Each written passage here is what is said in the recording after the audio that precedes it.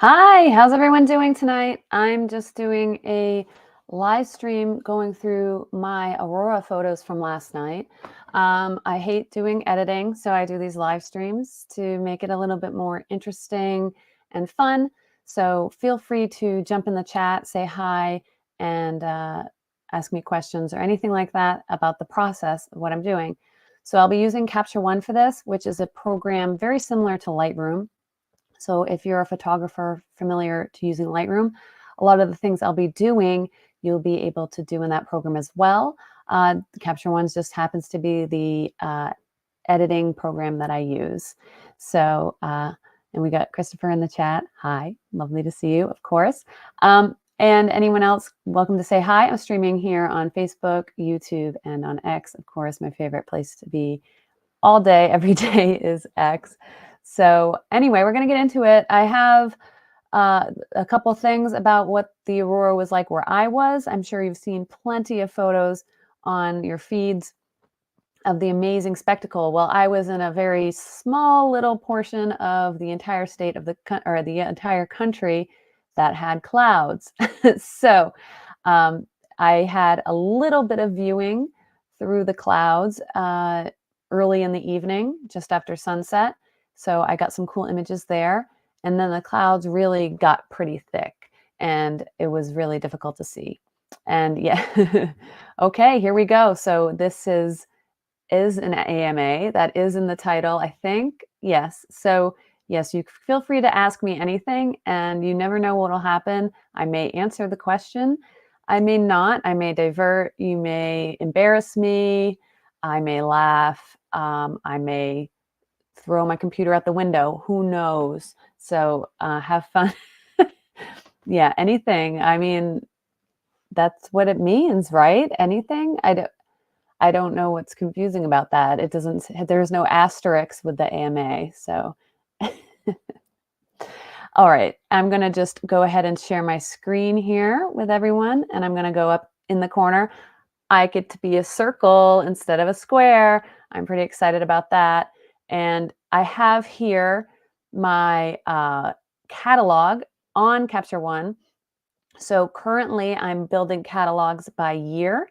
So a catalog is just a collection of images. So I'm not shooting nearly as much photography as I used to. So I can do a year in a catalog and that's fine.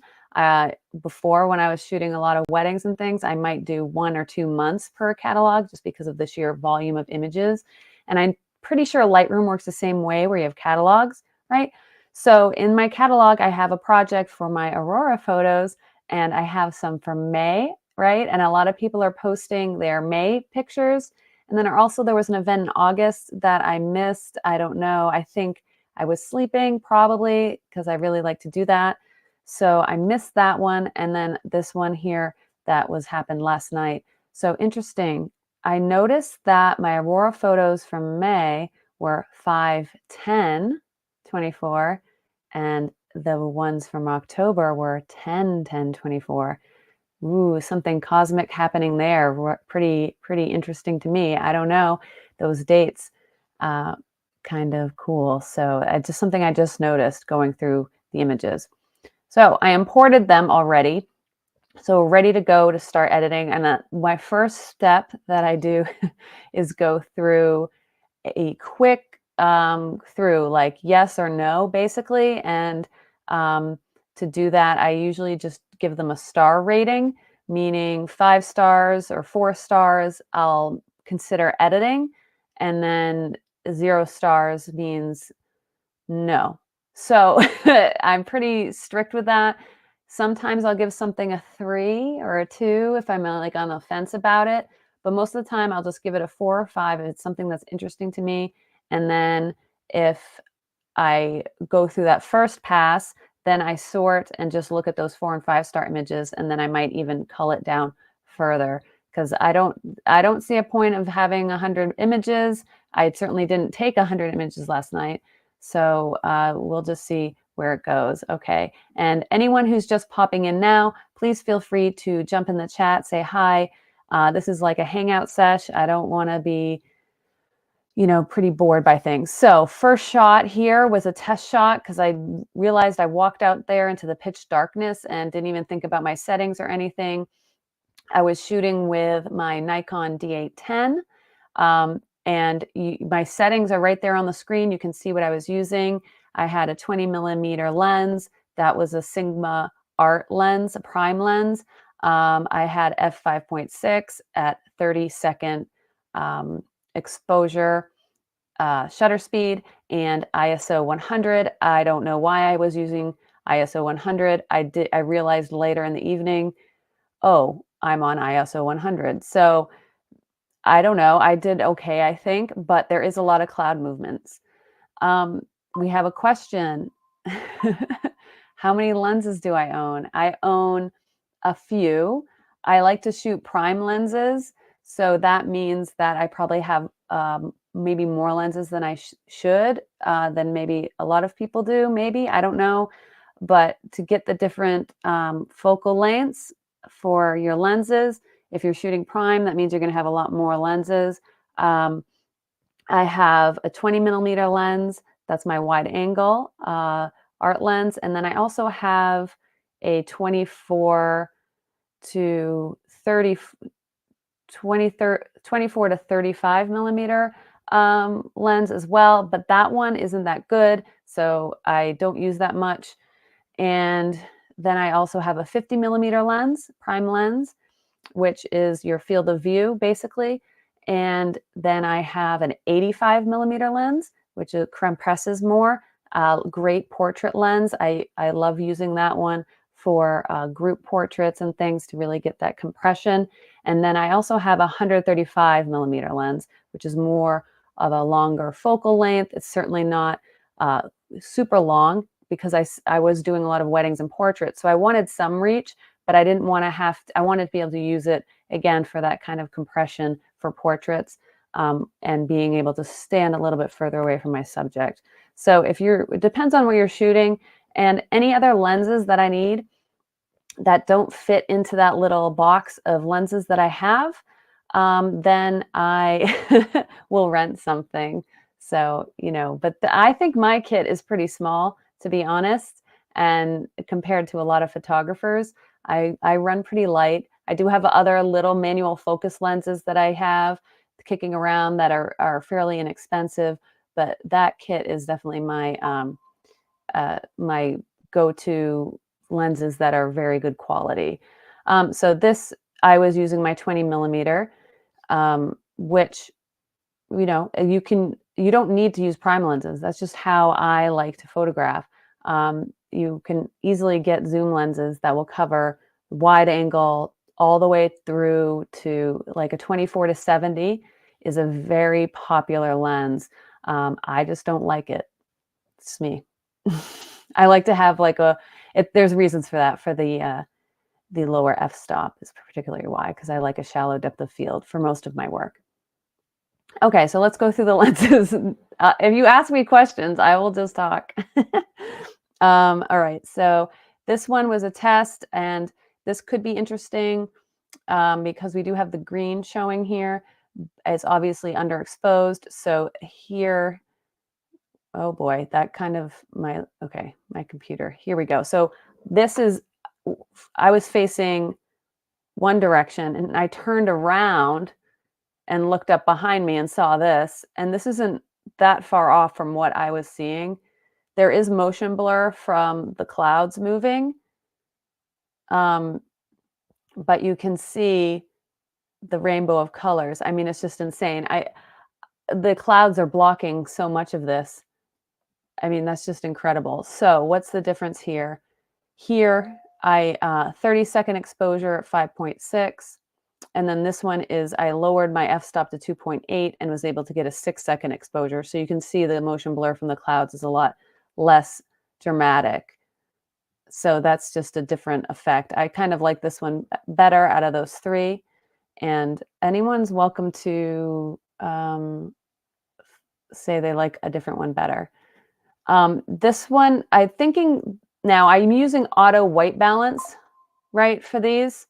So some of these colors are going to be off as far as the cloud color, possibly, I don't know. So my white balance is jumping around. So if you look over here on the left side panel where my white balance is, this is the mode it's in. It says shot. So that's the camera deciding the white balance. And then if you don't know what white balance is, it's the color of the light. And we can tell the camera what color we want the light to be. And most of the technology right now is so advanced, you can just set it on auto. But I can adjust that manually here in the program because these are raw images. So I have that ability to edit the white balance after the fact. So this is why you might see huge variations in color, just because that white balance number is quite different. So here it's almost around 3000 Kelvin, and then here it's at 4550 Kelvin. So quite a bit of difference in that, and we can play around with those. So this one is interesting as well to me because this is pretty much the same shot, just the clouds are in a different position, and obviously the white balance is different. And here I turned the camera up and then caught the power line there. And then the red really came through. Yeah. Yeah. Thanks for joining. Nice to see you, Light of Anor.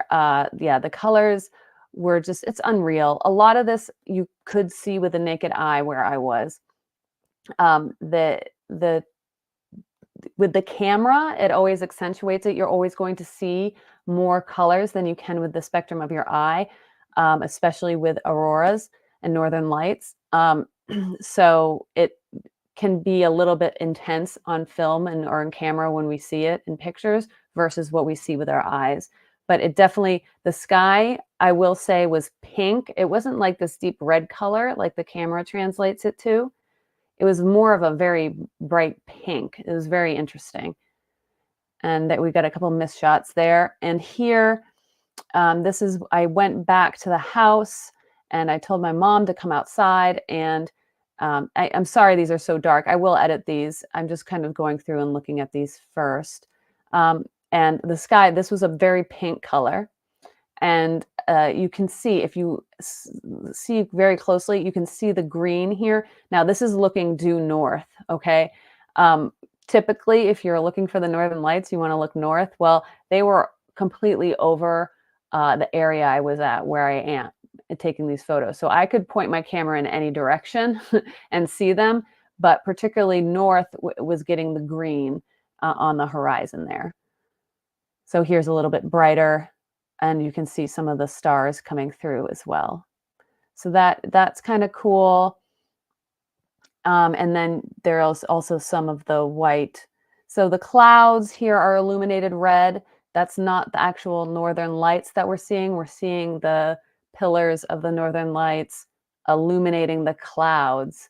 And the clouds are kind of blocking it.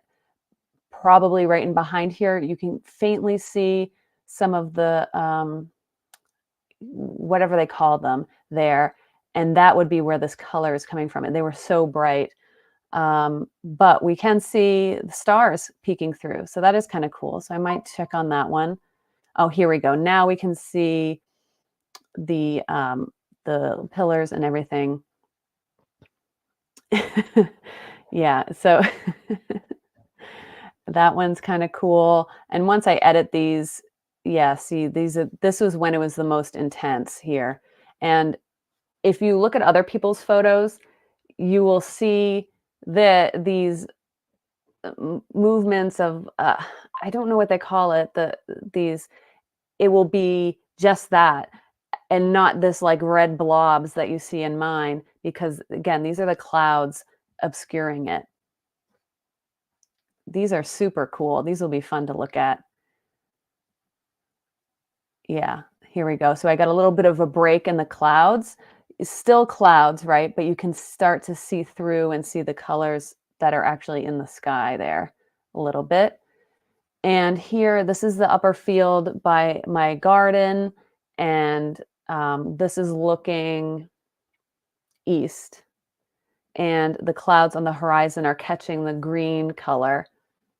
So that's kind of cool. And you can faintly see very low on the horizon there, the actual green coming through. That is pretty cool. So let me see. That one's cool.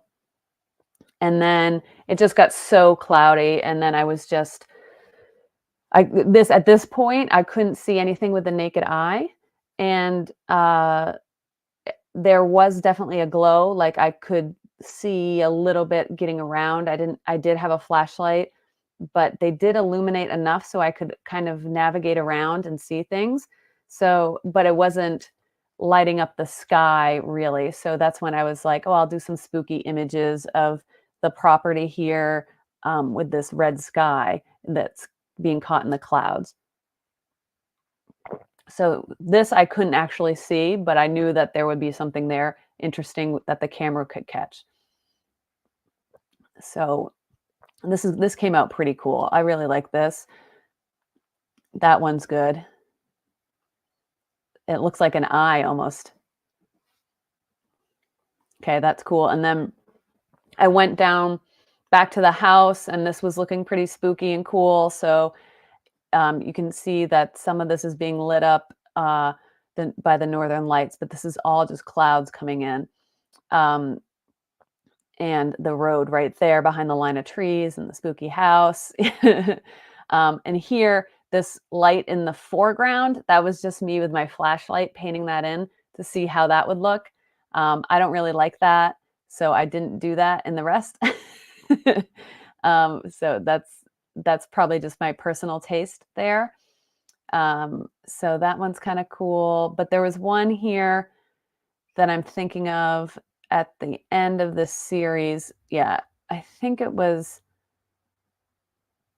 yeah, this one here. I liked it with the car went by and lit up the road just to kind of add some depth there. And I do wonder if any of the yard, I can rescue any of the data there. Yeah, I like that one. Okay, and then next, after that, let's see, I don't even know where I am. I think I went back down to the road again at a later time. And here is when I realized I could use ISO 800 instead of 100. So I didn't have to have such a long shutter speed. So I just came out again to see, because we were getting reports. X is a fantastic place to get these live updates from people who study this phenomena and know what's going on. So they can kind of tell you to go outside. So I went outside to see if I could see anything. But again, these clouds were just so thick, but it still kind of created a cool look, a cool effect that could make some neat images. So I was just kind of playing around here because I really love the trees here in this tree line, and there is some distant detail. There's like a couple houses down here in the mountains and stuff. So here we go. Yeah, this is one where a car drove by and actually lit up these trees. So I thought that was kind of cool. So I might look at that one again. And then looking the other direction, there's a barn here, and you can see that there's a break in the clouds down here on the horizon. So that's what I noticed. And you could see the northern lights behind it. So they're up there. They didn't stop. It's just the clouds just socked me in. And around this time, there were people all over the place capturing amazing images. I mean, there were people who captured images as far south as Florida. These lights that I was seeing that were over my head, traveling over my head, over the clouds, and I couldn't see them. People were taking pictures up in Florida. I mean, it's just wild to think about. So in here, which was kind of cool, there was a plane. Someone was flying a plane pretty low, and it was dark. So on this illumination in the photo is from cars going by on the road. So it kind of created a cool look. Yeah, they see it in Mexico. I didn't see anyone post about that, but I totally believe it. I totally believe it. They were seeing them everywhere. And yeah, so this is kind of cool with the plane's lit up, right? And the lights flashing. So you get this like dot, dot, dot, dot, dot, dot, dot that goes across the sky. So I just followed him as he flew onto the horizon, and then all the way until he was out of frame. So kind of cool, right? So that would be a fun one to pick one to edit. I'm not sure which one I like better because there's the position in the sky, but then there's also when the car goes by and illuminates the foreground for me. So that one, it's way off. And then this is without that plane going by. So I might do that. And this is just messing with exposure to see what I could capture. So I might do this one to see what that looks like. And then I went back up to the field. I set up the GoPro, which I have time lapse of this. I just because it was getting late and it was so cloudy. Obviously, you can see in this picture, I can't really see much as far as colors or anything going on. It's just so thick. So I just I set up the GoPro that has a night lapse feature. So it's a time lapse specifically for nighttime.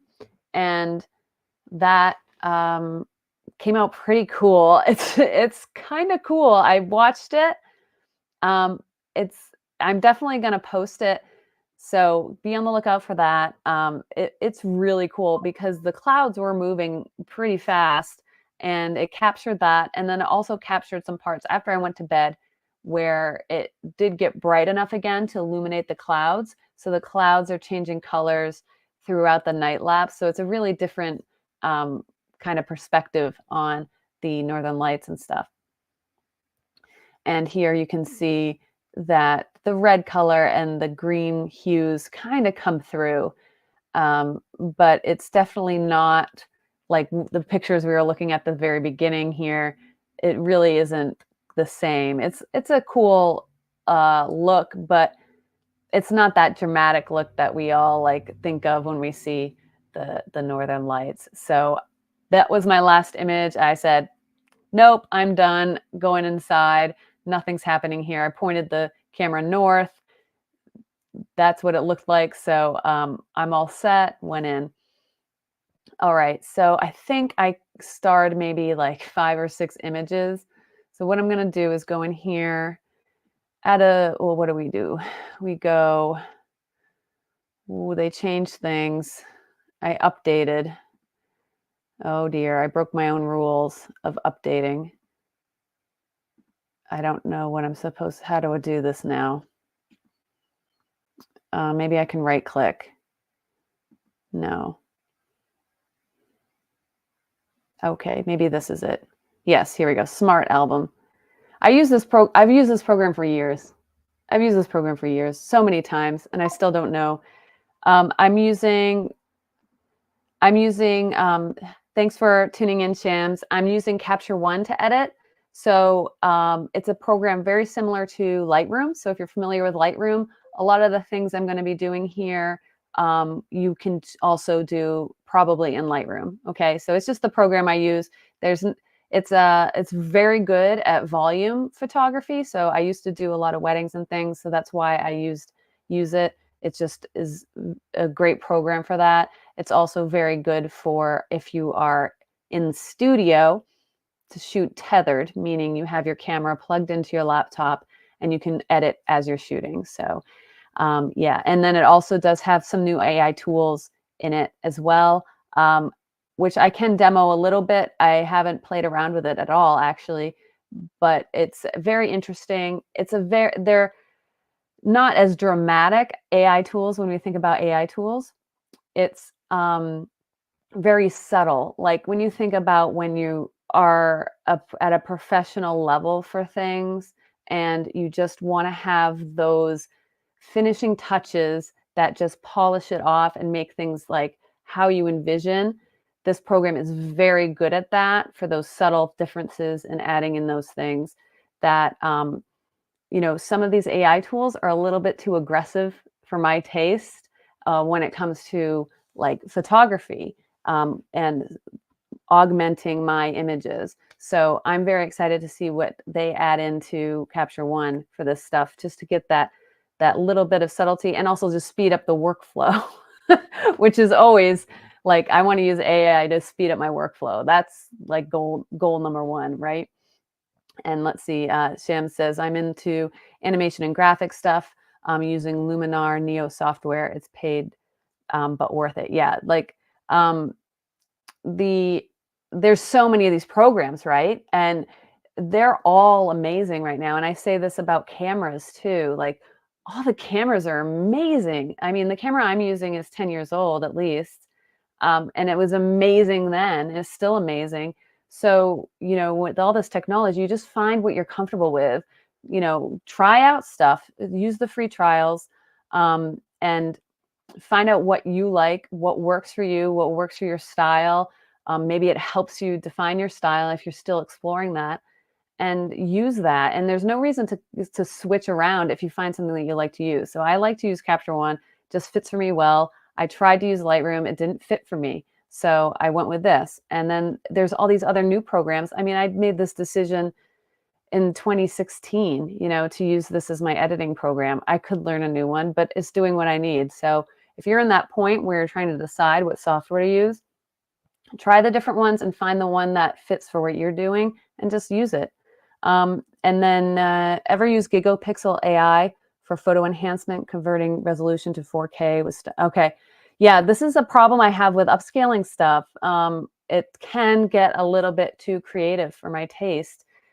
When it comes to my photography, I'm shooting at a very good, generous file size.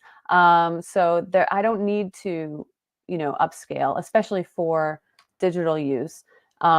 If anything, I have to downscale it, right? So when I'm using images shot with my camera, video is another story. If I shot video with my actual camera that I'm using for photography, it wouldn't be quality that you expect today for a lot of these televisions.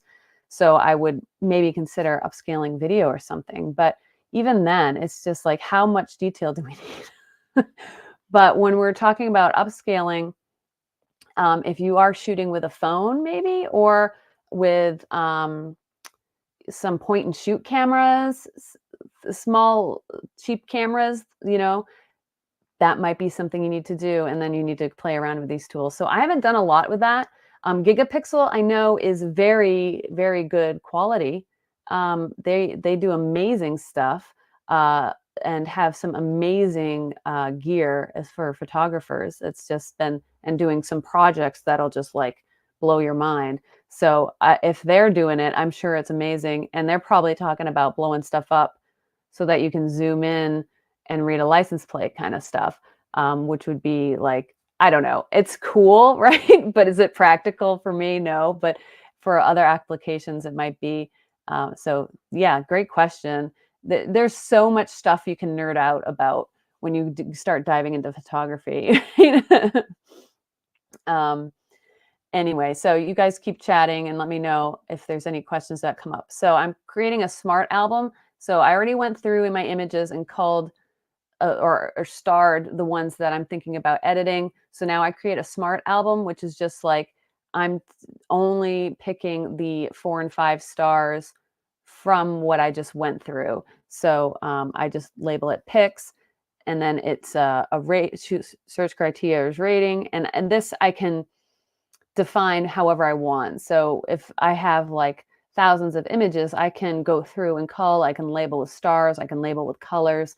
I can do a lot of things and create these different albums for a real lot of control over the images I going through.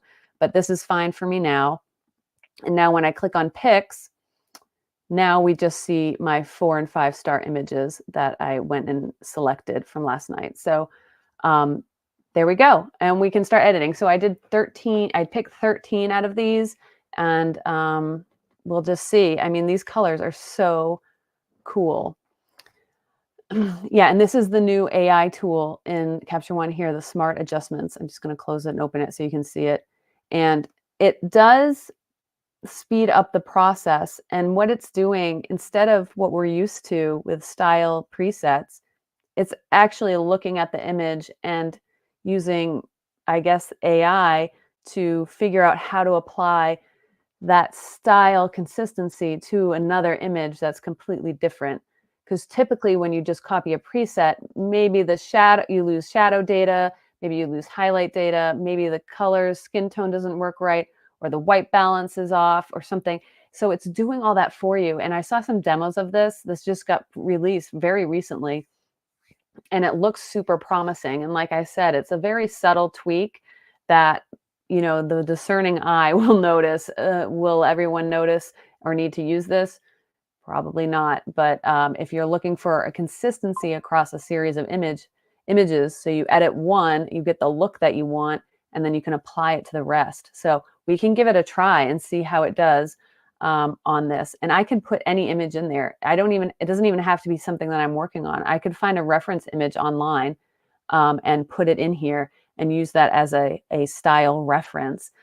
So think about that. I could generate a cool image in Midjourney that has that style and vibe that I want, and then take my photographs and apply that style that I discovered in Midjourney, and it will replicate that in the sense of like color grading, white balance, exposure, and just those kinds of things, shadow detail, highlight detail, curves, levels, those kinds of tweaks, not a just blanket throwing a preset on top, if that makes sense. Okay, so let's get into this. Now, white balance, I have no idea. I probably should Google it.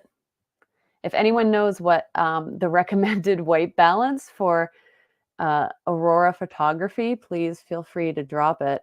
I'm going to just look it up because that's what we do when we don't know something. Recommended white balance. Okay, so they recommend between 3,500 and 4,000 Kelvin.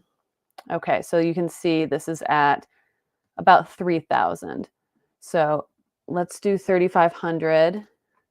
And then the tint we could probably bring back to 0 because that's not doing anything. So that's 3,500. We can do 4,000 and compare. And definitely 3,500 looks better to me. It looks less washed out, kind of a little more pink, which to me is what I remember it looking like. And oh my goodness, I wish I could have seen this without the clouds. I mean, it is a cool effect, right? With the clouds, but that's the rainbow of colors. We're seeing every spectrum of colors that's you can see with the northern lights in this one image, because there's only certain spectrums that when the particles go through the atmosphere, the different levels of the atmosphere is what we're seeing. It's really fascinating stuff. So we got the greenish blues and the yellows, orange, reds, and the pinks all here. That's just awesome. That is so awesome. I'm so obsessed with this. So now this is, again, no, I haven't done any adjustments. So you can see everything zeroed out here. So for fun, why not do auto and see what happens, right? Why not? And then we get it overexposed, and then you can see quickly that this is not sharp. This is not sharp at all. So again, in the dark, it is hard to get the focus sorted. So that is completely out of focus. So we'll just darken that back up. Maybe you won't notice. So my trick for focusing in the dark, and I was kind of in a hurry because this was, I'm looking at this and I'm seeing it happening, and all I want to do is get pictures of it. So the blur, the out of focus doesn't even matter for the clouds because it's such a long exposure. But it's out of focus because I was in a hurry and I didn't take the time to focus. So my trick is with my flashlight to light something up and focus on that, and then switch to manual focus, and then, try not to move it around. Another trick is I will find a place of contrast that I can see through the live view on the camera. And then I can zoom in on that point. And if I need to use my flashlight to light something so that I can see it, I'll zoom in on that and I'll focus it manually. And then I can see and make sure it's sharp. At night, it's a struggle especially if there's no street lights, nothing, focusing is probably the hardest thing. So yeah, that's out of focus, but I don't think it matters for this. Honestly, I still really like this image. I think it's pretty cool. So for that exposure, let's see, I think probably something about that, a stop and a quarter over. And we can play around. I usually just skip this contrast and all that. I will be skipping a lot of this stuff. Where I like to go first to hang out is in the curves. And I hope you guys can see this. Let me make sure. Yep. Okay. So in the curves is where I can have ultimately control my highlights, shadows, tones, exposure to a certain degree, contrast. I can control all of it here in this one panel. I can play around and tweak all these toggles and stuff, but that's a lot of guesswork. But here in the curves, I can see the histogram. So it's giving me a little bit of a hint of what I can do next. So the histogram here is obviously on the shadowy, dark side of the exposure here. So this being the highlights, the right side, there's no data here. This is just, I guess, dark pixels covering it. So there's nothing, I'm not stripping away any data by moving that here to this first line. And see, I can even now drop my exposure back to there. And now we have that. And the shadow data is right up to the edge. So typically you don't want it to be this kind of a histogram.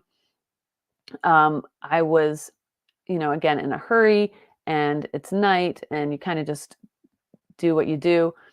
So here we're going to just go ahead and tweak the midtones, right? So that's those clouds. So this is what I'm tweaking here specifically is the clouds. And I think I want to have them just a little bit darker. And then from here, we have this is a very slight C curve. I can make this an S curve to brighten, the sky, right? The brightest parts of the image here is when I'm brightening. And while I do that, it's also making an S curve and darkening the shadows more, which I don't think I necessarily need to do here. So what I can do is lock in the shadows where I want them with by just clicking on the line. And then I can tweak the highlights without disrupting the shadows. And here is just where I tweak to try and represent what I saw and then also make it look cool. Right. So, I think we're getting there, and you can really see how the out of focus part of this is kind of disruptive. Okay. Christopher has to head out. Nice to see you. Thanks for hanging out. Always good to see you. Have a good night. I'm going to be here for a little while editing because this is fun. So I really like this one, and this is probably about as good as it gets. Again, it's out of focus, not that exciting. But I mean, these colors are just awesome. So this type of image I can export and post on social media, no problem. There is one minor detail here that's bothering me, and there's a few ways we can deal with it. There's the power line here in the top left. So looking at this image, what I would do is crop this because there's nothing going on up here. Just a lot of a void. There's a lot of a void here. There's nothing. If I crop this down, I don't think I'm hurting this image at all. I could even probably crop it in more to make it more interesting. So that takes care of that. There are other ways I could do that if I didn't want to crop the image, but I think that's pretty good. So let's try the smart adjustments thing. So I made the settings for this how I want it, and we can set this as a reference here. So now this is set as a reference. Now I can go here to the next image, which is the same place, same position, looking the same direction. It's just it looks like I had a different exposure setting, and the white balance is clearly different and all that. So now that I have this clicked on, I can click apply and we'll see what it does.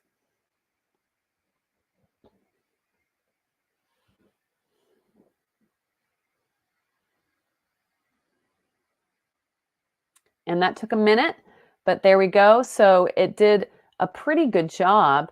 You can see that it's a little bit less vibrant, and the contrast is different. So it looks like I still have a little bit of tweaks to do. I think, if I remember right, there were some more options. So I think it's just setting white balance and exposure. Doesn't seem to be doing all the other settings for me. So it's not changing. Yeah, see, it's not changing my curve profile, which is interesting. But what I can do, which I've always been able to do in this program, is select the first image, select the second image, and I can copy the curves profile down to this one, and boom, we have that. So it looks like this style reference tool is still in progress. So it's doing exposure and white balance, but it's not doing the other things yet. I know it's going to. Look at these colors. This is just incredible. It's going to be available. So that will be coming soon, and I'll be very excited for that. Oh my God. Wouldn't this be cool if it was sharp? Wouldn't this be cool if it was sharp? All right, I'm going to just take a drink. Hope everyone's having a good night. Feel free to jump in the chat, say hi. This is just a hangout while I go through my images here. So these ones are very cool. So looking at these two, I really like this one. I mean, it's just so colorful, just so colorful. And so this one is really cool too. I mean, look at these blues down here. You can kind of see them here. Just so awesome. So I'm going to drop this out of my picks, and we're going to keep that one. Let's go ahead for fun and see what happens when I apply. Oh, that's kind of cool. So it gets me to a good point as far as like white balance. Kind of, we wanted to have the white balance to be, what did we decide? 3,500 to get an accurate color representation, right? So that looks good to me. So knowing that we want 3,500 as our white balance, what I can do is just go all the way to the bottom, select all, and apply that white balance to everything. And then we at least have that starting point. Okay. And let's see. This is cool, right? I mean, this is in focus somewhat, not really. I was doing what I could with what I had, okay? um, yeah, so it was increasing the saturation. That's something I try to avoid, and that might be something that's translating through the screens. So here, when I export this file into JPEG, it will add a saturation to it that will be already more than what we're seeing in here. And that's like the subtleties that you learn when you're using these programs, what you can do and what you can't do. So when I'm outputting for something like social media, um, I'm going to edit these to my screen, how they look, because what I'm seeing, I'm on a Retina screen looking right now, editing, and but you guys are seeing it through being processed through the live stream and then through and onto your screen. So it's going to be a little bit degraded from probably what I'm seeing. But in general, I try not to touch the saturation when dealing with raw files. I try to edit for exposure, exposure, and white balance, and then get in the curves. And that's all I do. I'm very minimalistic in a lot of my editing. If I need to do something more creative, I will. But this is just how I operate. And when I export these as JPEGs to post on social media, there will be a level of saturation added. And then I can look at it on my phone before I post it and see, is this how I envisioned it? It's never going to be perfect, right? When we're posting on social media, because everyone's looking on a different device. But what we can do is just try for what we have and hope for the best, right? So if I was printing this for a print, then I would be thinking about this a little bit differently. But I'm just thinking about making some cool images to post on Instagram or X and stuff. All right, so I just love this with the stars. Let's see if the stars are sharp. Okay, the stars are sharp at least. They're a little bit oval shaped because of the long exposure, because they actually move, right? Or we move or whatever, or both move. um, and this came out super cool. So let's go ahead down here to the curves, and we get a really wacky one because of the nighttime. But I can bring this all the way here and still have all the data we need. And this is just super cool. Thanks, Shams. I appreciate that. A little encouragement goes a long way. It's just fun hanging out with people doing this, because this is such a boring job, I'll tell you. It's just a kind of a slog when I'm going through, but to be able to talk about what I'm doing and like talk shop a little bit and just hang out with new people, it's a lot of fun to just stream it. And I don't make my process a secret. I'm confident in what I do. I don't shoot a lot. I'm pretty minimalist in what I shoot and my style and what I like to do. So I don't mind sharing it. I think it's kind of cool. I would have loved someone that was, a photographer when I was starting out to do this kind of thing where it's like, oh, I don't have to like do 5,000 things to make a good photo. I just have to learn my craft in camera, and then I can take it in digital, do a little bit of tweaks, figure out what I like, and then post it. And you don't have to overthink this stuff, which it can be so hard when you get into creative fields, kind of get in your head about things. And like, what do I post? What do I do? Just do what you like, and make it as easy as you can for yourself. That's all my advice. Oh my God, this is so bright, like on my screen. This is incredible. I really like this, how this looks right now. Um, just just like that, honestly. There's something about this one that I really like. The colors and the clouds and the I don't know, the framing of the trees about it. I make and I might have a sensor spot there. It kind of looks like one, doesn't it? But it's huge. So what I can do with a sensor spot, which is just dust on the sensor. Um, we have a tool for that. Where is it? Again, I just updated. Here we go. So up in the panel here, there's a Band-Aid for healing. There's a dust spot remover. See, I didn't invent this problem. And I can use the bracket on my keyboard to expand this. And again, with the AI tools built into Capture One now, it's actually very good at this. And because normally I'd have to edit in here and then go into Photoshop and get rid of my sensor dust. Yes, I know I can clean it as well. But you know, there it's gone. So I know I have sensor spots. I deal with it, okay, in my own way.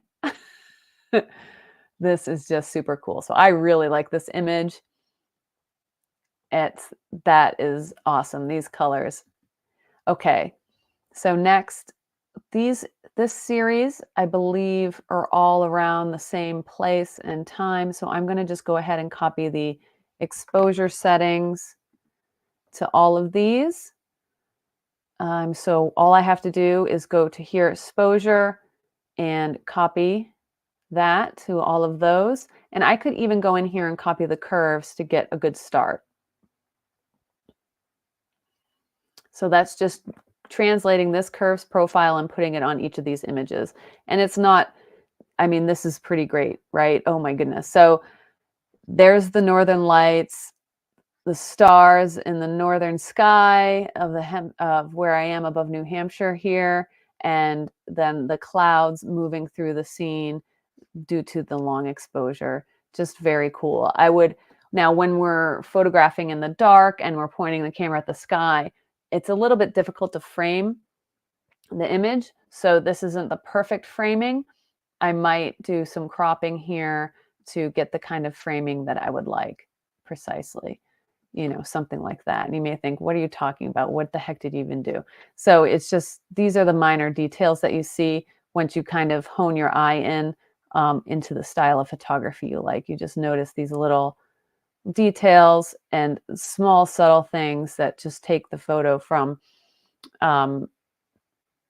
just pointing the camera at the sky and then posting the image without even thinking about it, to just taking that little bit of extra time, cropping the image to remove some of the things on the edges that maybe you didn't like, and then tweaking things. I don't like to crop a lot, but this is a specific scenario where you literally can't see what you're photographing, and you are just kind of throwing the camera, pointing it upwards, leveling it. I have a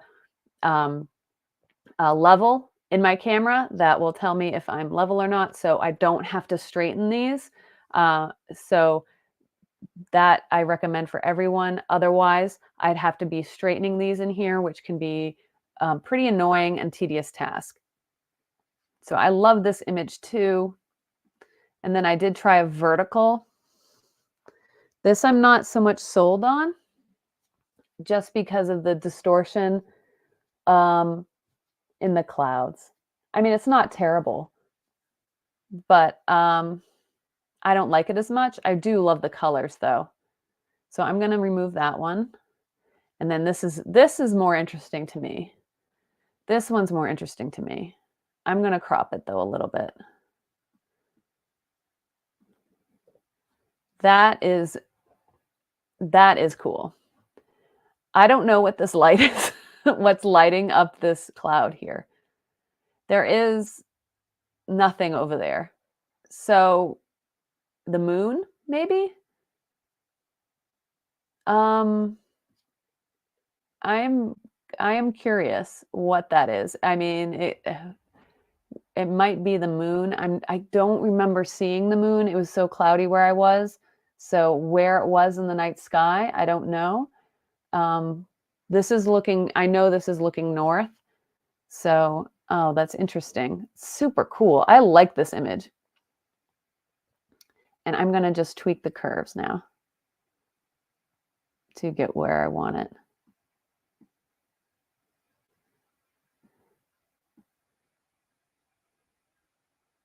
Something like that. And this is just that fine tuning to get it where you want it. There we go. I think we're finding it now. That is cool. I don't know why. Sometimes it's like, I don't know why I like this so much, but I really like that image. And then this is a horizontal. Again, I wasn't sure what I was looking at here, and clouds are really, really getting thick. I mean, you can just see it as each photograph takes, about a minute to do each photograph. So a 30-second exposure, checking it, making sure my position's right, moving the camera, and then maybe take another picture. So I'm not taking a lot, but I'm going to remove that one. And then here, just through the sliver of of the clouds that are clear, I see all those colors of the rainbow still visible. It's just so unfortunate that those clouds had to roll in like that, and I wasn't able to enjoy this. The people in southern New England and at the seacoast, I mean, some of the images they captured were breathtaking, and it's unfortunate I wasn't able to for very long, just a little bit. I was out 7:30 till like 9 or something like that. So I'm going to crop this in a little bit here because there's nothing really going on at the top of this image. So I don't think I need to have it. There we go. And here, you can go ahead and play around with the curves a little bit again.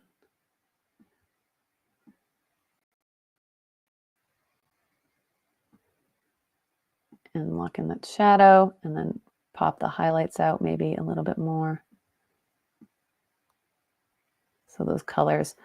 So this one, I might agree with you, Shams, if you're still watching, is to pump up the saturation a little bit. I'm going to see what I can do here. Because the color is definitely what this image is about, this one in particular, because so much of it is obscured. So the clouds are kind of taking away from some of the saturation that this image should have, in my opinion. So I might play around with that if I can't get this exactly how I envision it.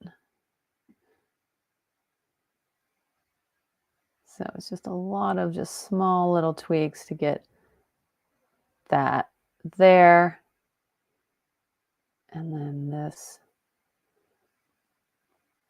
Just such subtle changes make all the difference. And then bringing that down. There we go. Ooh, that looks cool. That looks so cool. Look at that. And then on the horizon, that murky green, electric green, the guy from Ghostbusters, Slimer green there. Yeah, that's cool. That is cool. I like that one too. Okay, now that it had completely clouded in, these are just different types of images. So this is more just like nighttime photography.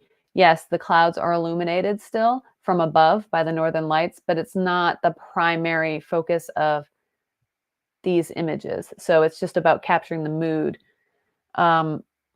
So here I can, this has the 3500 white balance, so I can brighten this and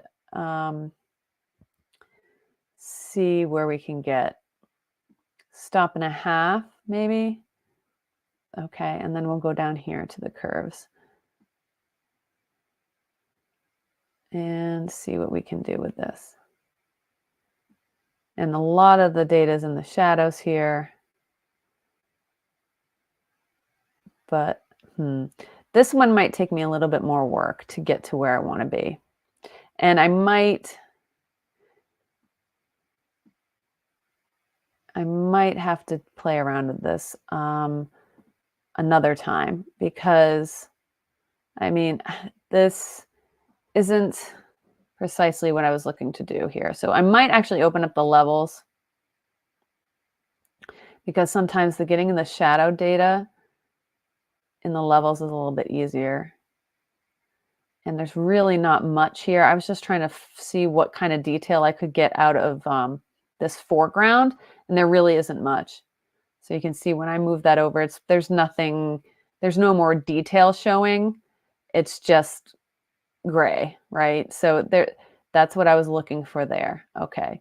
So maybe not on this image. And this isn't my style or anything. There's potential here. It's pretty cool. But I might have wanted to possibly bracket this exposure to get more detail in the shadows, or at least give this a longer shutter speed if I could have. So I'm going to get rid of that one. And this is pretty much the same one, just with a different sky.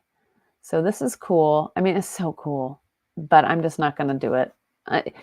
Here's the thing. It's your work. You know, you can not edit it. You don't have to show people what you don't use. That's why I like to do this. So you can see, like, I had picked out of however many images I took, 40 images and something like that. I picked 13 out of that to potentially edit. And here I'm even dwindling it down more. I'm down to 8 now. It may even become less than that. So this image is pretty dark, right? And I did that because I didn't want the highlights from the house to completely blow out, but they did. And I also don't have any shadow data at the same time. So there's a little bit there. There's a very faint amount of shadow data there. So that's interesting.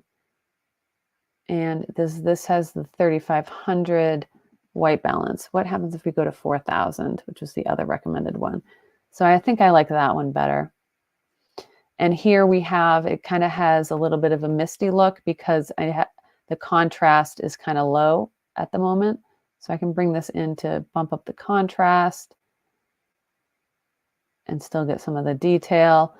This is just a really good spooky Halloween image here for sure.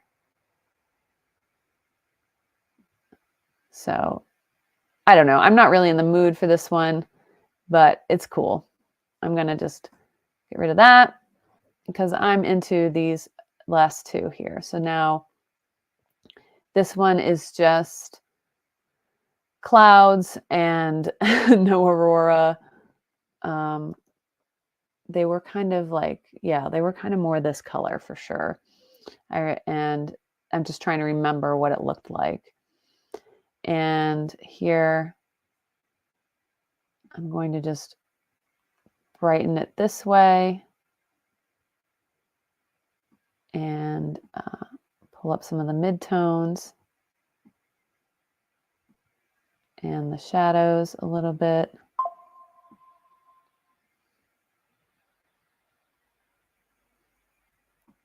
There we go.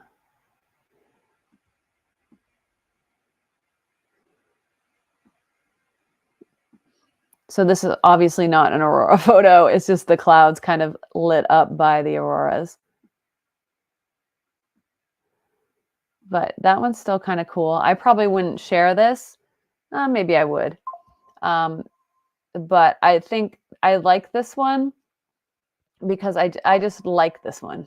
Like, I don't know what's about it, but I would definitely want to keep editing this one and really finding what I'm seeing in this image and understanding why I like it, which is part of the process, right? So I often will look at something or take a picture or something and not come back to it for a long time. And And this is to me, these images here that were after the auroras I got clouded in, and I just took some more creative shots that appealed to me. And I really like this, and I don't know why I like it. So I want to think about it some more, and then possibly think about what kind of style and all that I can apply to this. It's getting late here, so my mind isn't sharp, and I'm probably not thinking about this totally. But I'm going to come back to this image for sure, and this one probably as well. This is just not hitting me right now, not inspiring me. So when that happens, I still look at the image objectively. Is this a good image? Is there anything here? Is this worth coming back to later? This could be, and I certainly should consider it. But this one, maybe not. I mean, this is a beautiful spot, and there's a little bit of the aurora there on the horizon. I don't know. Is there something here? I'd have to really dig into it and to figure it out. And I don't really want to do that tonight. And I've got 5 amazing images of the auroras here that I'm happy to share. And I'm actually going to cut this down to 4. So I have a grid that I can put out. So I'm definitely going to put this one out. And then these 2 are quite similar. This one's a vertical, right? These are things to think about. And then this one's different. So these 2 that are similar, I might pick which one I like best. And this one I cropped a little bit. So, but it's very cool. This one is cool too. I don't know. I think I like this one better than this one. I don't know. Anyone's welcome to chime in. 1 or 2. This one, you see more of the stars. 1. But then this has the motion of the clouds. I don't know. There's something about the crop of this one here that kind of bothers me, that it just is a little bit of tension in the crop of it. And that's again because I'm shooting in the dark and just trying to make a composition without really actually seeing what I'm looking at. So that's what that tension is. But would that do better on social media? I don't know. I think I might just go with this one. So I'm going to take this one out, come back to it. I still really like it. So I have my 4 images that I'm going to post. This one I might boost the color on because it just seems a little bit saturated. We talked about saturation. Not big on it, but this one might need it just a little, like a 10. Yeah, and that should do it. Okay, so I'm going to go ahead and export these, and I'm going to post them with this stream wherever you're watching it, so you can look at them more closely at the final images.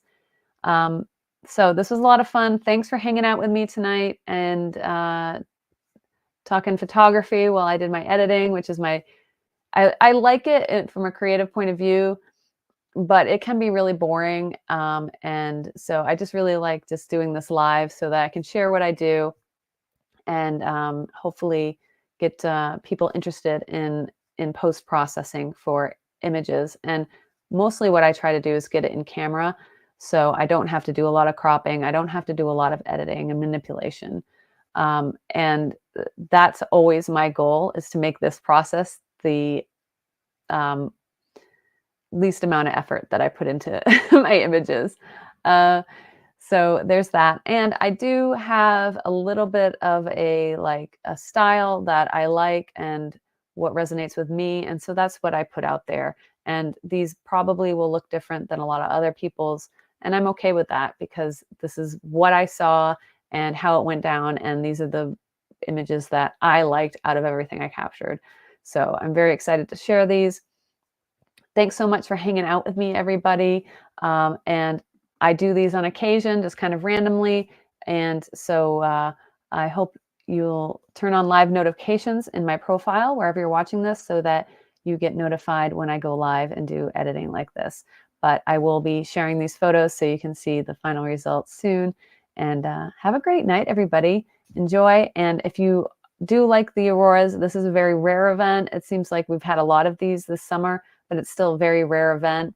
So if you get an opportunity and you hear people talking about this, to go outside and look, that's when you need to go outside and look. There's no guarantee that they'll be back tomorrow, 10 years from now, 100 years from now. So enjoy it when you can.